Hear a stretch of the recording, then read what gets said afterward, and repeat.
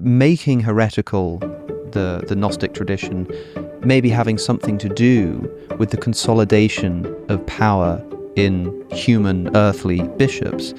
What's that all about? Well, I think that is what happens. That is not what happens. In fact, when the Gnostics arose, there were no bishops. They don't want mystical teachings because mystical teachings are always open. Mystical teachings are not always open. Mystical teachings are usually pantheistic, and there is always an orthodox tradition that is not. To simply put them in terms of one being open and one being closed is a, frankly, kind of polemical and unscholarly way to write history.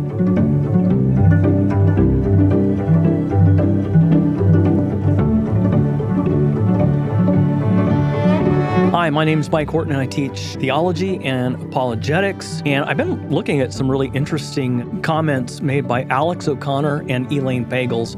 I've become really intrigued by Alex O'Connor as an atheist who nevertheless really understands Christianity better than a lot of Christians. Now, Elaine Pagels is a professor of religion, scholar of Gnosticism. So I'd like to hear what they have to say about early Christianity, Gnosticism, and orthodoxy. The word Gnostic is so overused. There are two massive books, about what is Gnosticism. The word is made up, and the word is polemical. That's why I don't like it.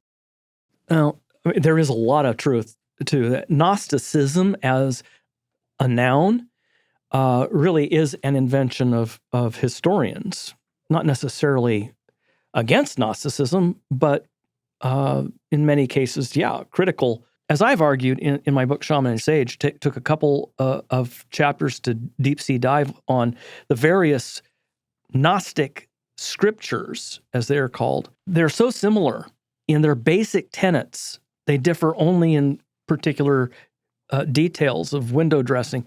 The doctrines are pretty much the same across these various groups or communities of so-called Gnostics.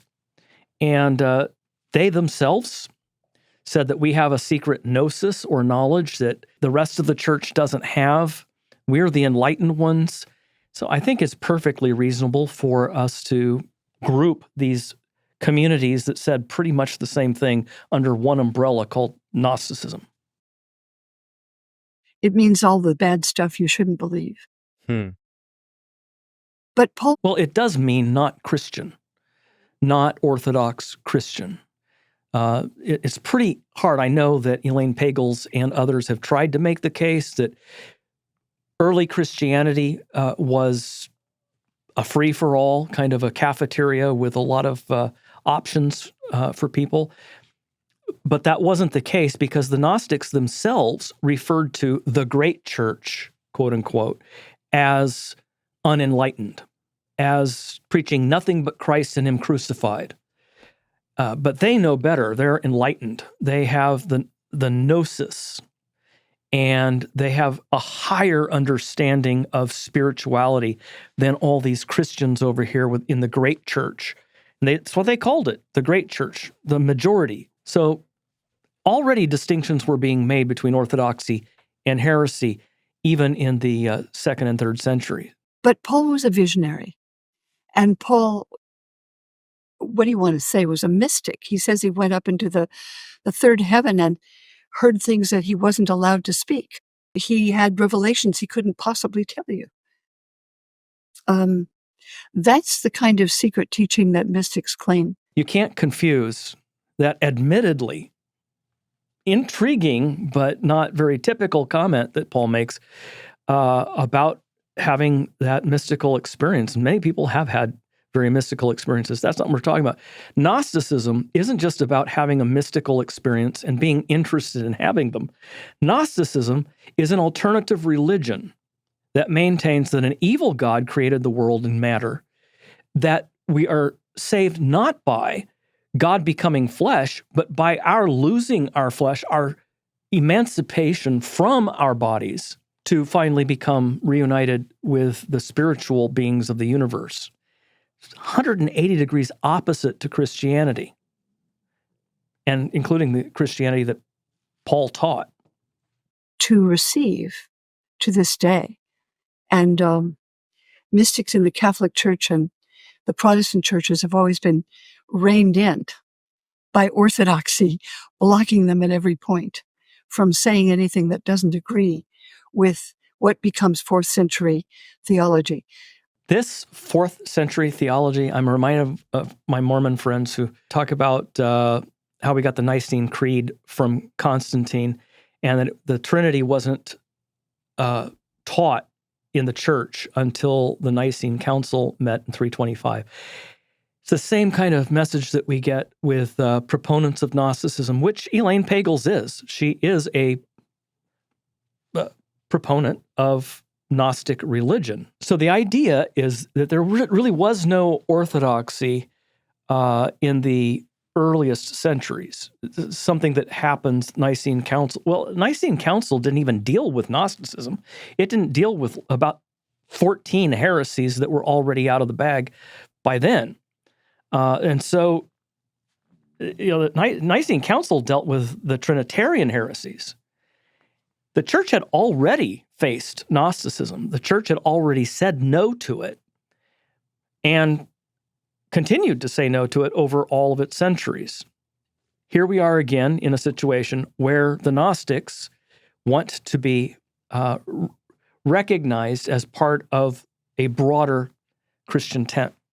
Of which, as you can see, I'm not a great fan, because it did what it was meant to do, which is suggest a control, a kind of monopoly on spiritual truth within the Catholic Church, which still claims that monopoly. Many of the scholars of Gnosticism today have a Roman Catholic, conservative Roman Catholic, or conservative Protestant background that they have rebelled against. And so a lot of their scholarship about this supposedly vast empire of a hierarchical church somehow existing in the first centuries of the church, which is impossible because there were no popes or hierarchies. The church was scattered in various communities around the Mediterranean. Somehow the picture of a medieval church with an oppressive hierarchy enters the picture here, I think, because of their own experience with the church, Roman Catholic or Protestant. And deny it anywhere else. I was quite stunned in reading your book again to find that Ignatius of Antioch writes in the early church that the laity should revere and honor and obey the bishop as if he were God. Yes. This extraordinary letter where the sort of absolute authority of the bishop is established, and the well, first of all, we have to understand what bishop, episkopos, meant in the early church and how different it became in the Middle Ages. That's the first thing. That's a whole nother story. But when you're talking about controversy and you're talking about people who are disrespecting church leadership, that's not the same as having a kind of general rule that you're to treat your pastor or your bishop as God. Ignatius never built a whole doctrine on that on that comment. The point was that God has set aside teachers, and the Gnostics believed, as much as the Christians, that they were teachers who should be heeded. In Gnostic circles, as well as Orthodox circles, you could be excommunicated if you rejected the teachings of that group. What's wrong with that? What's wrong with not being allowed to remain a member of a community that you no longer agree with? It seems like that's a pretty natural thing for a community, if you want to have community at all, for a community to do. Again, that phrase, as if he were God, seems to run so contrary to what you might expect a Christian to think about earthly dominion. But this comes in your book as part of a chapter on this making heretical the Gnostic tradition, maybe having something to do with the consolidation of power in human earthly bishops. What's that all about? Well, I think that is what happens. That is not what happens. In fact, when the Gnostics arose, there were no bishops. The first bishop in Rome was Victor, and he wasn't a pope. He was just a pastor in Rome, and the way it happened, initially, leaders in the church were pastors and elders, and then there was a moderator of that presbytery, that group of pastors and elders. And as Jerome, ancient church father, explains this view, instead of episkopos, bishop, and presbyteros, presbyter, being interchangeable terms for the same office, they separated them. And the moderator of the presbytery became the first among equals, became a bishop, a separate office of bishop. Well, all of that happened in the time of Irenaeus, but late into his ministry. You really don't have bishops as a separate office in the church in the first place until you get to the 3rd and 4th centuries. So the idea that this is...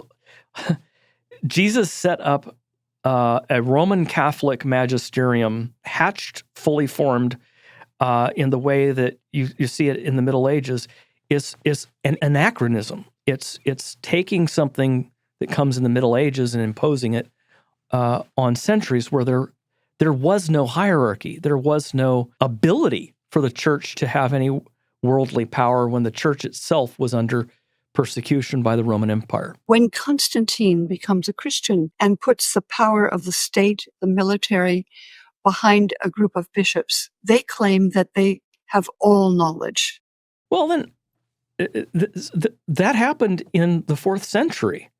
So how does everything else Professor Pagels has talked about happening, how does that flourish before Constantine? Yes, exactly. That's the point. When you get to Constantine, only when you get to Constantine is the boot taken off the neck of the church. And only then would it be possible for leaders in the church, bishops in the church, to sometimes abuse their power because they could have people in the government looking the other way. With power comes corruption, and there was certainly plenty of that in the 4th century. But Professor Pagels herself is recognizing here that that kind of position to abuse one's ecclesiastical power wasn't even in place at the time when the Gnostic sects actually flourished. Of all truth, and all of it is in the canon of books that they prescribe and they limit. They don't want mystical teachings because mystical teachings are always open. Mystical teachings are not always open. Mystical teachings are usually pantheistic, and that means that they're different theological, philosophical outlook. Not that they aren't a theological position, but they're a different one. It's pantheism instead of theism. And to suggest that mystics are open and orthodoxy is closed is to misunderstand that there is a mystical tradition that is always pantheistic, and there is always an orthodox tradition that is not. And so to simply put them in terms of one being open, one being closed is a, frankly, kind of polemical and unscholarly way to write history. Always can be claimed to be transcendent. And the Catholic Church to this day doesn't allow that. And most Christians don't, except Pentecostalists, except Quakers who believe that the Spirit, in fact, leads people into truth. That's what the Gospel of John says. You see, when pro-gnostic, pro-mystic scholars quote John to support their interpretation and defense, it's not unscholarly, apparently. But when Orthodox people do, it comes off as a Bible lesson.